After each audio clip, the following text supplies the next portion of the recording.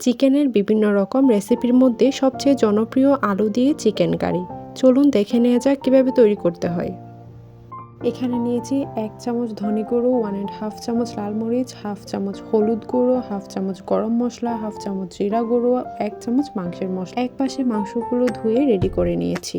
Ready করে রেখে চুলাতে একটি প্যান বসিয়ে তেল গরম করে কুচি করে রাখা পেঁয়াজগুলো আর লবণ, রেডি করে রাখা গুঁড়ো মশলাগুলো আর দিয়ে দিয়েছি 1 চামচ আদা পেস্ট, 1 চামচ রসুন পেস্ট, 1/2 চামচ সরিষা পেস্ট। অল্প একটু পানি দিয়ে ভালো মতো নেড়ে চেড়ে নেব সব মশলাকে। ভালো মতো নেড়ে চেড়ে মশলাগুলোকে কষানোর জন্য দিব।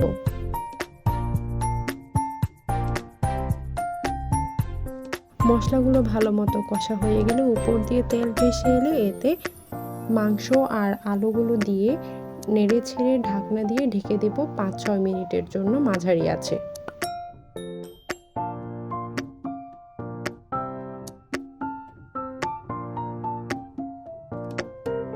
5-6 মিনিট পর ঢাকনা উঠিয়ে অল্প একটু নেড়ে চেড়ে পানি দেব। এখানে পানি একটু বেশি করেই দিয়েছি। এই পানি দিয়ে মাংস আর আলুগুলো সিদ্ধ হয়ে যাবে। যেহেতু দেশি মুরগি, পানিটা একটু বেশি করেই দিয়েছি। দেশি মুরগিটা সিদ্ধ হতে একটু সময় লাগে। তো মাংস আর আলুগুলো সিদ্ধ হয়ে গেলে ধনেপাতা দিয়ে নামিয়ে নেব। Thanks for watching.